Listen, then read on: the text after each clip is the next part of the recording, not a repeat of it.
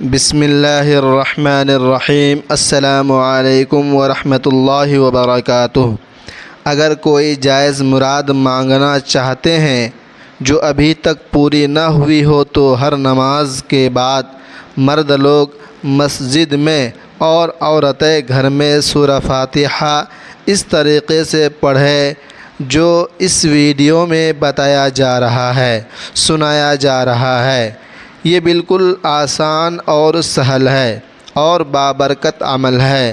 آپ کو یہ عمل سجدے میں سر رکھ کر پڑھنا ہے، پھر اللہ تبارک و تعالی سے وہ جائز مراد یا حاجت مانگنی ہے جس کے لیے یہ ورد وظیفہ کر رہے ہیں۔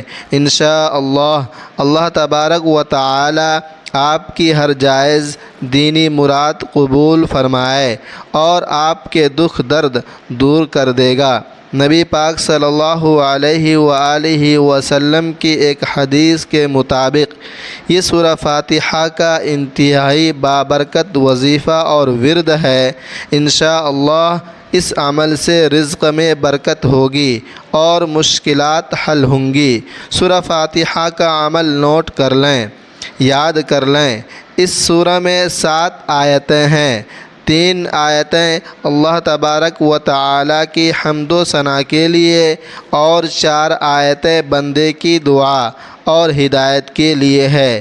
کتابوں میں ملتا ہے کہ ابلیس نے 4 مرتبہ رویا۔ ایک، جب اس پر رب کی لعنت ہوئی۔ دوسرا، جب آدم علیہ السلام کی توبہ قبول ہوئی۔ تیسرا، جب حضور اکرم صلی اللہ علیہ وآلہ وسلم کو نبی و رسول بنایا گیا۔ چوتھا، جب سورہ فاتحہ نازل ہوئی۔ یہ سورہ ابلیس کی راہ میں سب سے بڑی رکاوٹ ہے، روک ہے، کیونکہ سورہ فاتحہ کی دعا نہایت بابرکت اور نفع بخش ہے۔ اگر اللہ تبارک و تعالی بندے کو صراط مستقیم کی ہدایت دے دیں اور اسے بندگی پر اور گناہوں سے بچنے کی توفیق عطا فرمائے تو دنیا و آخرت میں کوئی شر اسے چھو نہیں سکتا، پکڑ نہیں سکتا۔ اللہ تبارک و تعالی فرماتا ہے، جب بندہ الحمدللہ رب العالمین کہتا ہے تو اللہ فرماتا ہے میرے بندے نے میری حمد کی۔ جب بندہ الرحمن الرحیم کہتا ہے تو اللہ فرماتا ہے کہ میرے بندے نے میری بزرگی بیان کی۔ جب بندہ ایاک نعبد و ایاک نستعین کہتا ہے تو اللہ فرماتا ہے یہ میرے اور بندے کے درمیان ہے اور میرے بندے کے لیے وہی ہے جو وہ مانگتا ہے، وہ دعا کرتا ہے۔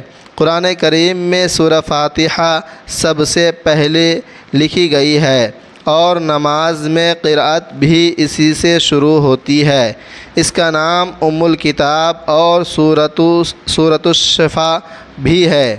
رسول اکرم صلی اللہ علیہ وآلہ وسلم نے فرمایا، سورہ فاتحہ ہر بیماری کی شفا ہے، یہ ہر مسئلے کا حل اور ہر مرض کی دوا ہے۔ لہٰذا اگر کوئی جائز مراد مانگنی ہے جو پوری نہ ہوئی ہو تو ہر نماز کے بعد مرد حضرات مسجد میں اور عورتیں گھر میں سورہ فاتحہ اس طرح پڑھیں کہ جب ایاک نعبد و ایاک نستعین پر پہنچے تو 21 مرتبہ یہ آیت پڑھیں۔ جب تک 21 بار مکمل نہ ہو جائے سورہ فاتحہ مکمل پڑھ کر سجدے سے سر اٹھائے۔ آپ کو سورہ فاتحہ سجدے میں سر رکھ کر پڑھنا ہے، پھر اللہ تبارک و تعالی سے وہ مراد مانگنی ہے جس کے لیے یہ عمل کر رہے ہیں۔ انشاءاللہ اللہ تبارک و تعالی جائز دعا قبول ہوگی۔ جب مصیبتیں آئے یا مشکلات ہوں یا آپ سخت پریشانی میں ہوں تو سجدوں کے ذریعے اللہ تبارک و تعالی کو راضی کیجیے۔ سجدہ ہر پریشانی کا علاج ہے۔ سجدہ ایسی عبادت ہے جس پر ساری کائنات کا اتفاق ہے۔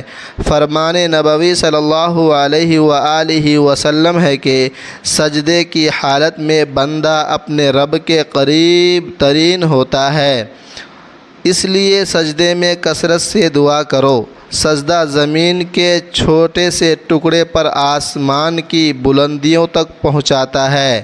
لہٰذا جب مصیبتیں آئیں یا آپ مشکلات میں گھر جائیں تو دن میں کسی بھی وقت گھر یا مسجد کے صحن میں قبلہ رخ ہو کر سجدے میں سر رکھ کر سورہ فاتحہ پڑھیں اور ایاک نعبد و ایاک نستعین 21 بار پڑھیں۔ انشاءاللہ جو بھی جائز حاجت ہوگی جلد پوری ہوگی۔ مقصد کے حصول تک یہ عمل روزانہ جاری رکھیں، کیونکہ اللہ تبارک و تعالی سجدے میں دعا مانگنے والوں کے قریب ہوتا ہے اور راز و نیاز کی دعائیں قبول فرماتا ہے۔ اللہ سے امید لگانے والوں کی وہ لازمی سنتا ہے۔ جو اللہ تبارک و تعالی کے قریب ہو وہ اللہ کے ہاں وافر نوازشیں اور بلند مقام پاتا ہے۔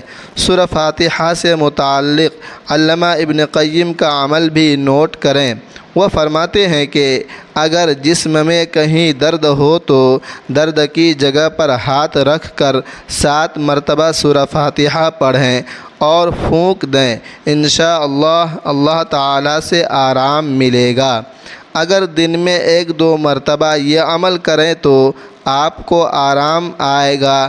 اگر اول و آخر درود شریف پڑھ لیں تو بہتر ہے، یعنی سورہ فاتحہ سے پہلے اور بعد میں درود ابراہیمی پڑھ لیجئے۔ یہ سنت نبوی ہے کہ اگر 7 مرتبہ سورہ فاتحہ پڑھ کر درد کی جگہ پر پھونک دیں یا پانی پر دم کر کے پی لیں تو انشاءاللہ اللہ تبارک و تعالی درد سے نجات ملے گی۔ حقوق العباد لازمی پوری کیجیے اور حقوق اللہ کا بھی خیال رکھیے، کیونکہ اللہ حقوق کی تلفی کرنے والوں کو پسند نہیں فرماتا۔